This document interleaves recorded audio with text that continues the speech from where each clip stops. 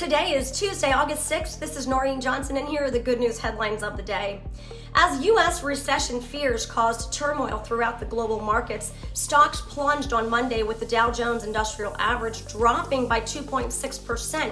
The NASDAQ Composite and S&P 500 fell 3.43% and 3%. The Dow and S&P 500 closed out their worst day since September of 2022. A weak jobs report and shrinking manufacturing activity in the world's largest economy, coupled with dismal forecasts from the big tech firms, pushed the NASDAQ 100 and NASDAQ Composite into a correction last week. Japanese stocks also fell on Monday and cryptocurrencies plunged, with the price of Bitcoin falling 17.5% Monday morning. The price of Ethereum also slid by 23%. ICE ended a COVID-era program that granted hundreds of free minutes of video calls to illegal immigrants. Fox News Digital has learned a move that is estimated to save taxpayers more than $10 million a year. The federal agency began offering illegal immigrants in custody 520 minutes of free domestic and international phone and video calls per month in May of 2020 due to the then emerging COVID-19 pandemic and visitation restrictions that were implemented as a consequence. The cost of the program is $10.2 million a year. The public health emergency for the pandemic ended in May of 2023, but the program remained in effect even as in-person visitation has resumed with the ending of social distancing requirements. Democrats and the Biden administration have accused Republicans of failing to support measures to provide additional funding for resources to deal with the border crisis, including a bipartisan bill unveiled this year that has so far failed to make it out of the Senate.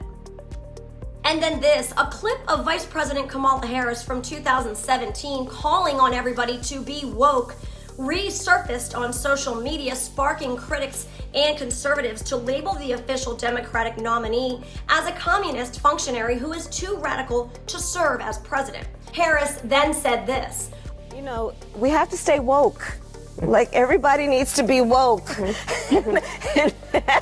And you can talk about if you're the wokest or woker, but just stay more woke than less woke. Yeah. The use of the word woke grew in popularity in 2017 as dictionaries defined it as people who are attentive to issues such as social justice. It has since become a catch-all word for left-wing issues and agendas.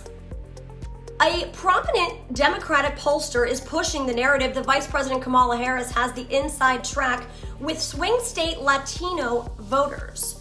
Somos, which bills itself as a Latino-led, Latino-focused organization aimed at empowering hardworking Latinos year-round to participate in our nation's democracy by taking action in our own communities, commissioned the survey BSP research conducted of 800 Hispanic voters from 7 key states and released it Monday to the left-leaning New Republic, which predictably frames the group's efforts as working.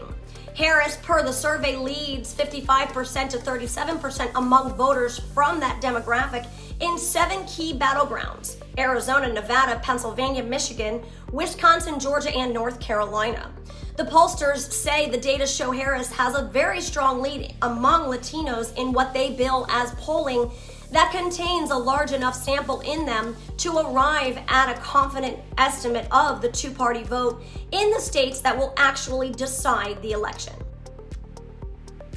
And then today, August 6th, marks the feast day of the Transfiguration. In his address before the Angelus on August 6th of 2006, Pope Benedict XVI described how the events of the Transfiguration display Christ as the full manifestation of God's light. This light, which shines forth from Christ both at the Transfiguration and after his resurrection, is ultimately triumphant over the power of the darkness of evil. The Pope stressed that the Feast of the Transfiguration is an important opportunity for believers to look to Christ as the light of the world and to experience the kind of conversion which the Bible frequently describes as an emergence from darkness to light. And those are your daily good news headlines. This is Catholics for Catholics. May God bless you, and may God bless the USA.